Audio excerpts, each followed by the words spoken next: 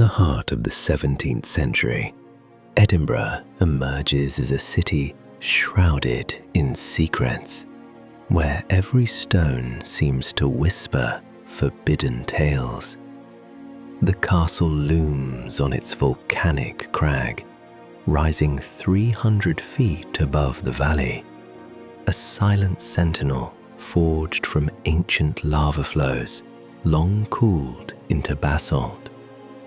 This rock isn't just a foundation, it's the very pulse of power, where kings schemed and soldiers waited for the clash of arms. But the real shadows gathered in those years when religious fanaticism tore the city apart. The Covenanters, zealous Presbyterians, saw the devil's hand in every episcopal service and were ready to die for their faith. Their National Covenant of 1638 ignited civil war, turning Edinburgh's streets into arenas for clandestine meetings and bloody clashes. When Cromwell seized the city in 1650, the castle became a prison. Covenanters were crammed into dank cells, tortured, then hanged in Grass Market for the crowd's grim entertainment. Few know this. Some vanished without trace, bodies dumped into Nor Loch to cover tracks, and legends say that by night, moans of the drowned rose from the lake until it was drained a century later. But the true nightmare struck in 1645, the plague, the Black Death reborn, claiming a third of the city's 30,000 souls. Brought ashore on a Dutch ship, it raged through overcrowded tenements where families crammed into damp cellars and filth ran freely down the streets. Doctors in beak-like masks stuffed with herbs patrolled the Royal Mile, marking doomed doors with crosses.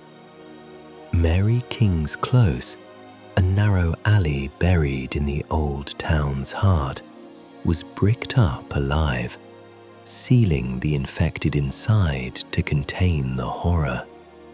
Screams of the dying bounced off the vaults beneath South Bridge, where bodies were hastily hidden. Legends persist that the spirits of those plague victims still linger, scratching at walls, grasping at ankles. Tourists today report sudden chills, invisible hands, and in the close, the ghost of little Annie, forever searching for her lost doll.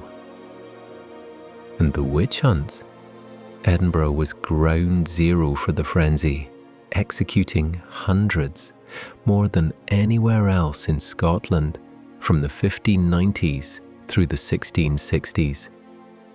The North Berwick trials, fueled by King James VI himself, author of demonology, accused women of summoning storms against his fleet. They were racked in the toll booth, drowned in Nor Loch, or burned on Castle Hill. Agnes Sampson, branded the wise wife, broke under torture, confessing to devilish Sabbaths. Few know the full darkness.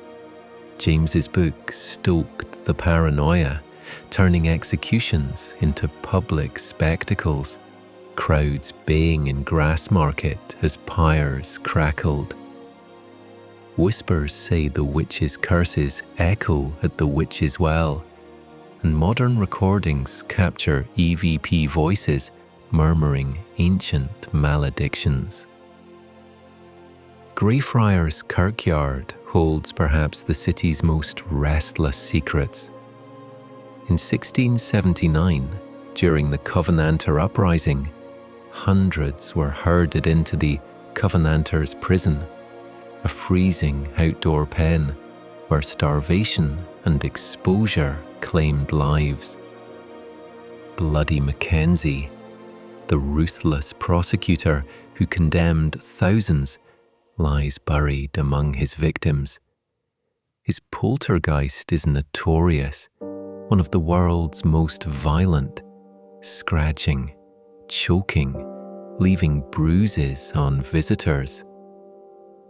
Lesser known, failed exorcisms in the 2000s and recent attacks documented with marks and faints. This graveyard, packed with 400,000 graves, hides tunnels and forgotten chambers tied to Jacobite plots. Edinburgh in those decades was a web of shadows and smuggling. Beneath Southbridge vaults lay not just plague dead, but illicit whiskey stills and pirate halls.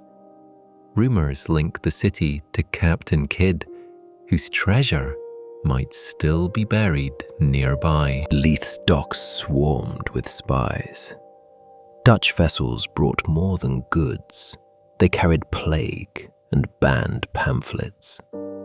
Hidden fact: Cromwell's men uncovered secret passages from the castle to Holyrood, used for Jacobite schemes. Modern scans confirm them, littered with rusted chains, old coins, even skeletons with throats cut. Daily life pulsed amid the dread. High Street thronged with merchants haggling over wool and linen, Highlanders in plaids bartering beside wigged lawyers. Women hauled water from wells. Craftsmen hammered in the closes. Taverns like the White Hart Inn buzzed with tales of Jacobite whispers or ghosts in Holyrood Palace, where Mary, Queen of Scots' echoes lingered from Rizzio's murder a century earlier. In 1677, fire gutted Parliament Close, torching elite homes. Arson to erase debts. Excavations turned up charred papers naming nobles. By century's end, the 1707 Act of Union reshaped everything. But the 1640s to 1680s scarred the soul.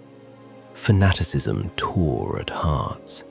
Plague scythed bodies, and spirits waited in the mist.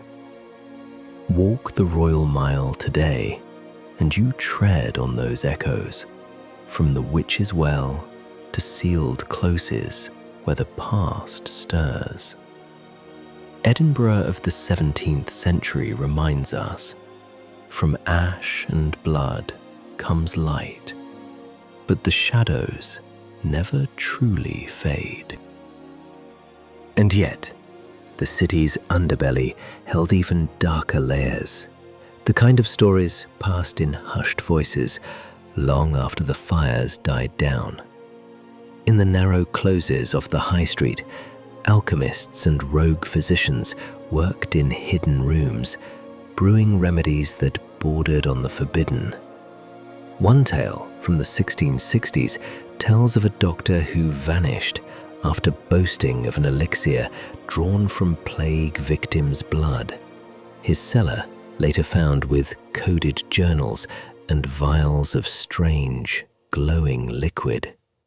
No one claimed the discovery, and the room was sealed, fueling whispers of pacts made in desperation. The precursors to the infamous resurrection men were already at work too. Fresh bodies were gold to the budding surgeons, teaching anatomy in secret halls. Graves in Canongate were rifled under moonlight, corpses sold for dissection. Families built watch houses, tiny stone shelters with fires burning through the night to guard their dead. But thefts still happened, sparking riots when empty coffins were found. These early body snatchings laid the groundwork for the horrors that would peak in the next century. Leith's harbour added its own cloak and dagger flavour. Ships slipped in with contraband brandy, tobacco, and radical tracts that fed underground debates in the new coffee houses. In the 1680s, a raid uncovered Jacobite weapons hidden in wine barrels, swords and pistols meant for a rising that never came. Smugglers' tunnels honeycombed the shore, some said linking straight to the vaults beneath the city centre.